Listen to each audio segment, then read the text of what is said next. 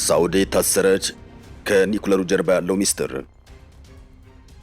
ሳውዲ አረቢያ ለአሜሪካ ምን ሆናት የሚል ጥያቄ ከተነሳ ብዙዎች ጠልባ የማታልቅ ላም ተብላ ትገለጻለች ይላሉ።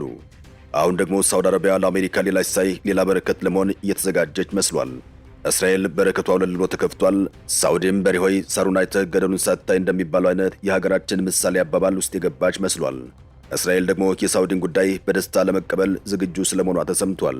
እልልታ በእስራኤል መንደር ተሰምቷል። ትራምፕ ለሳውዲ አረቢያ የተዘጋጀውን ሽምቅቆም በግልጽ ተናግረዋል። ሳውዲ አረቢያም በደስታዋ ማግስት መርዶ ሰምታለች። እስራኤል አሜሪካ ከሳውዲ አረቢያ ጋር የኒኩለር ስምምነት ልታደርግ ነው የሚለውን ዜና ተቃውማ እንደነበር ይታወሳል። እስራኤልም በመካከለኛው ምስራቅ ውስጥ የኒኩለር ፉክክር ይኖራል የሚል ተቃውሞ አቅርባለች። የእስራኤል የቀድሞ ጠቅላይ ሚኒስትሮችም የሳውዲና የአሜሪካን የኒኩለር ስምምነት በይፋ ተቃውመዋል። እስራኤል ለሳውዲ አረቢያ በጭራሽ የኒኩለር ፈቃድ ሊሰጣት አይገባል በማለትም ተቃውሟን አሰምታለች። ታዲያ እስራኤል ይህን ባለች ማግስት እስራኤልን የሚያስደስት ዜናም ከወደ አሜሪካ ተሰምቷል። የኒኩለር ኃይል ሳውዲ አረቢያ የሚኖራት እንዴት ነው ለሚለው ጉዳይ ቅድመ ሁኔታ ተቀምጧል ነው የተባለው። ሳውዲ የደስታ ዜና የሰማችው ከሁለት ቀናት በፊት ሲሆን ከሁለት ቀናት በፊት ሳውዲ ለሰላማዊ አገልግሎት የሚውል የኒኩለር ፕሮግራም መጀመር የሚያስችላትን ስምምነት ከአሜሪካ ጋር መፈራረሟ ይታወሳል። ስምምነቱ ሰላማዊ የኒኩለር ትብብር ስምምነት ተብሎ የተገለጸ ሲሆን ለአሜሪካ ኩባንያዎች በሳውዲ የኒኩለር ኃይል ፕሮግራም ውስጥ ትልቅ ዕድል ይሰጣል ሲል የአሜሪካ የኤነርጂ መስሪያ ቤት አስታውቋል። የስምምነቱ ዝርዝር ነጥቦች ለሕዝብ ይፋ ባይደረጉም የአሜሪካ መገናኛ ብዙሃን ግን ሳውዲ አረቢያ ወደፊት ዩራኒየም ልታበለጽግ ሊፈቀድላት እንደሚችል ዘግበዋል። በሌላ በኩል ኢራን ሊኖራት አይገባም እያሉ እስራኤልና አሜሪካ በተደጋጋሚ በኢራን ላይ ጥቃት እያደረሱ ይገኛል። የሁለቱ ሀገራት ስምምነት ግን ለሳውዲ አረቢያ ለኃይል ማመንጫ ብቻ ሳይሆን የኒኩለር ቦምቦችን ለማምረት ያገለግል ይችላል ነው የተባለው።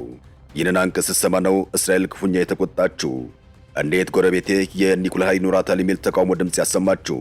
እንደ ባለሙያዎች ገለጻም ቀድሞውኑ ባልተረጋጋ ቀጠና ውስጥ የኒኩለር መስፋፋት አደጋ ሊያስከትል የሚችል ነው እያሉ እየገለጹ ይገኛል። የአሜሪካ የኤነርጂ ሚኒስትር ከትብብር ስምምነቱ ጋር የሁለትዮሽ ጥበቃ ስምምነት መፈረሙን አስታውቋል። የሳውዲ መንግስትም ስምምነቱ ሁለቱ ሀገራት በኤነርጂ ዘርፍ ያላቸውን ትብብር ማደጉን የሚያመላክት መሆኑን በመግለጫው አመላክቷል።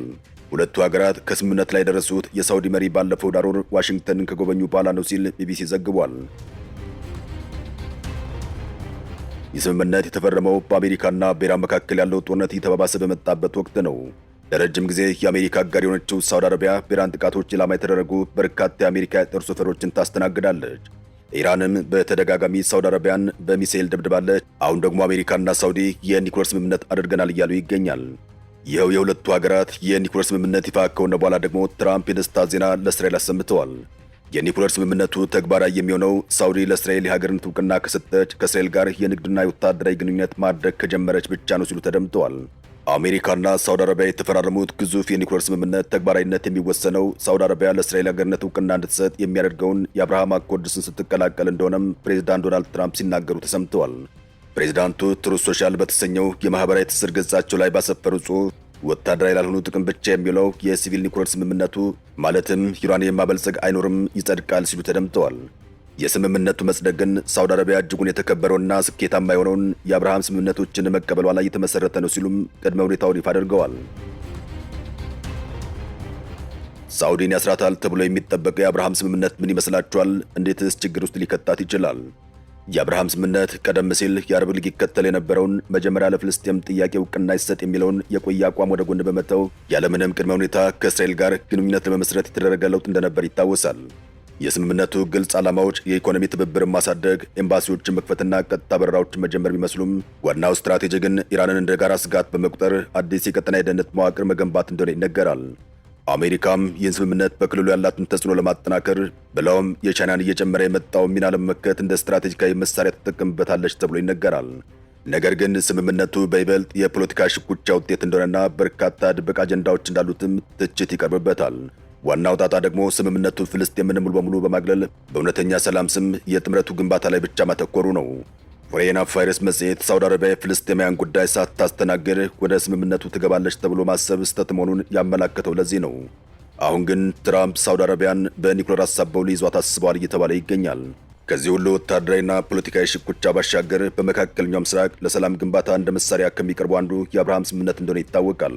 ይህ ስምምነት እንደ አውሮፓውያን አቆጣጠር በ20 በወቅቱ በፕሬዝዳንት ዶናልድ ትራምፕ የመጀመሪያ የስልጣን ዘመን በአሜሪካ አመላጅነት በእስራኤልና በተባበሩት አረብ ኤሚሬትስ፣ በባህሬን፣ በሱዳንና በሞሮኮ መካከል የተፈረሙ ስምምነቶች ናቸው። እነዚህ ስምምነቶችም በእነዚህ ሀገራት መካከል የዲፕሎማሲ ኢኮኖሚያዊና የጸጥታ ግንኙነቶችን ለመስረት ያለሙ ስለመሆናቸው ይነገራል። አብርሃም የሚለው ስም በአይሁድ በክርስትናና በእስልምና ሃይማኖቶች ዘንድ የጋራ አባት ተደርገው የሚወሰደውን አብርሃምን ለማስታወስ የተመረጠ ሲሆን የእስልምና አንድነት ምልክት እንዲሆን ታስቦ ነው። የስምምነቱ ግልጽ ዓላማዎችም የኢኮኖሚ ትብብርን ማሳደግ ብሎም ኢራንን እንደ ጋራ ጠላት በመቁጠር የጸጥታ ትብብር መፍጠር ናቸው። እስራኤልና የአረብ ሀገራት የኢኮኖሚ የኒውክሌር መርሃ ግብርና በክልሉ ውስጥ ያለውን ተጽዕኖ ለመግታት የጋራ ፍላጎት እንዳላቸው ይገልጻሉ። በሌላ በኩል ግን ሳውዲን ኒውክሌር እናስታጥቃት እያሉ ነው። አሜሪካ በክልሉ ያላትን ተጽዕኖ ለማጠናከር ብሎም የቻይናን እየጨመረ የመጣው ሚና ለመመከት ስምምነቱን እንደ ስትራቴጂካዊ መሳሪያ ትጠቀምበታለች ተብሎ ይጠበቃል። ዩናይትድ ስቴትስ፣ የተባበሩት አረብ ኤሚሬቶች፣ እስራኤልና ህንድ የጋራ ኢኮኖሚያዊ ትብብርን በመደገፍ የአብርሃም ስምምነትን ለማጠናከር እየሰሩ ስለመሆናቸው ይነገራል።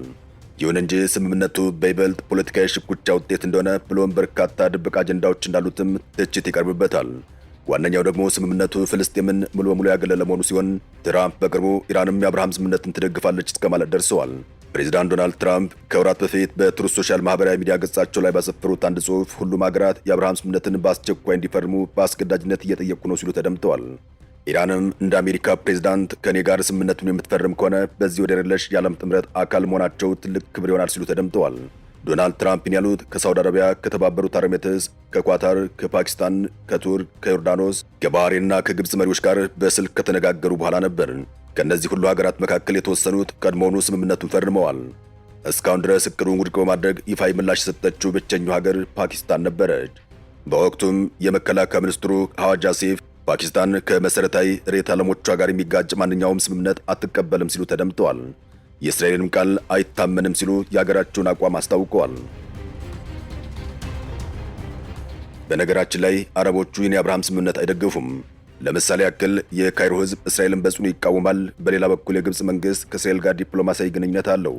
በክልሉ እጅግ ተቀባይነት ማጣቱም ከእስራኤል ጋር ግንኙነት መፍጠር በቀጠናው ውስጥ እጅግ ተቀባይነት የሌለው ተግባር እንደሆነ ይቆጠራል። እንደ አውሮፓውያን አቆጣጠር በ22 የተደረጉ ጥናቶች እንደሚያሳዩትም 71 በመቶ የሚጠጉት ኢማራቲዎች፣ 76 በመቶ ባህሬኖች፣ 75 በመቶ የሚጠጉት ሳውዲ አረቢያዎች እንዲሁም 84 በመቶ ግብፃውያን፣ ዮርዳኖሳውያን ስምምነቱን ይቃወማሉ። ይህ በዋናነት የሚመነጨውም በፍልስጤማውያን ጉዳይ ካላቸው የጸና ድጋፍ ነው። የፍልስጤማውያን መብት ጉዳይ በአረቡ ማህበረሰብ በጥብቅ የተቀረጸ ሲሆን እስራኤል በፍልስጤማውያን ላይ የምታደርሰውን ተከታታይ ጭቆና ይህን ጥላቻ እያባባሰው መጥቷል። እንደሚታወቀው የፍልስጤም የሀገርነት ጥያቄ በአረብ ሀገራትና በእስራኤል መካከል ዋነኛ የክርክር ነጥብ ሆኖ ቀጥሏል። ይህ ስምምነት የአረብ ሀገራት ለረጅም ጊዜ ይዘውት ከቆዩት ከእስራኤል ጋር መደበኛ ግንኙነት መድረስ የሚያስችላቸው ትክክለኛ ዋጋ የፍልስጤም ነጻነት ነው የሚል አቋም የተቃረነ ነው በማለትም ብዙዎች ይተቹታል። የተባበሩት አረብ ኤሚሬቶች ፕሬዝዳንት የሆኑት ሼክ መሐመድ ቢን ዛይድ አልናያ ከፍልስጤም ሉዓላዊነት ጋር በተያያዘ ስምምነቱን ለመፈረም ያስቀመጡት ቅድመ ሁኔታም እስራኤል ሰፊውን የዌስት ባንክ ግዛት ገንጥላ መውሰዷን ማቆም አለባት የሚል እንደነበር ተናግረዋል። እስራኤል ዌስት ባንክና ምስራቅ ኢየሩሳሌም በገነባቻቸው 160 ገደማ ስፍራዎች ውስጥ 700 ሺህ የሚጠጉ እስራኤላውያን አይሁዶች ይኖራሉ። እስራኤል ባትቀበለውም በዓለም አቀፍ ሕግ መሠረት እነዚህ ስፍራዎች ሕገወጥ ናቸው። ሆኖም ግን እስራኤል በኃይል ጠቅልላ የራሷ ግዛት አድርጋ አሁን ደግሞ ጋዛን የራሷ ለማድረግ እየሰራች እንደሆነ ይነገራል። ይህ ሁኔታ ባለበት ሁኔታ ነው እንግዲህ የአብርሃም ስምምነት በማለት ትራምፕ አዲስ መልክ ይዘው የመጡት። በነገራችን ላይ ከዚህ ቀደም ሳውዲ አረቢያ ፍልስጤም ሀገር ሆና ሳትመሰረት ለእስራኤል ዕውቅና እንደማትሰጥ መግለጿ ይታወሳል። ፕሬዚዳንቱ ይፋ ያደረጉት የአብርሃም ስምምነትን የመቀላቀል ዕቅድ ሁኔታም ከሳውዲ ጋር በተፈራረሙት ስምምነት ውስጥ በጽሑፍ ተካቶ ሳውዲ ያለምንም ቅድመ ሁኔታ ተስማምታ ሊያም ስምምነቱን ለመቀበል ትገደድ እንደሆነ አልታወቀም። ምክንያቱም የሁለቱ ሀገራት ስምምነት እስካሁን ድረስ ይፋ አልሆነም። ያም ሆነ ግን እስራኤል የትራምፕን መግለጫ በበጎ እንደምትቀበለው አስታውቃለች። የጠቅላይ ሚኒስትር ቤንያሚን ኔታንያሁ ጽሕፈት ቤት በኤክስ ገጹ ባወጣው መግለጫው ሳውዲ አረቢያ ስምምነቱን መቀላቀሏ በመካከለኛው ምስራቅ ሰላም ለማስፈን ትልቅና ታሪካዊ እርምጃ ይሆናል ሲል ተደምጧል። የእስራኤል መግለጫ ላይ ስለ ኒውክሌር ስምምነቱ አልተጠቀሰም። የእስራኤል የኢኮኖሚ ሚኒስትር ኒር ባርካት ከዚህ ቀደም ሳውዲ አረቢያ ለሰላማዊ ዓላማ የሚውል ኒውክሌር ኃይል ሀገራቸው ጉዳዩን ማስተዳደር እንደምትችል ተናግረው እንደነበር ይታወሳል። ሰላም ለመላው ዓለም፣ ሰላም ለመካከለኛው ምስራቅ ይሁን። አበቃን። ሰናይ ጊዜን ተመኘን።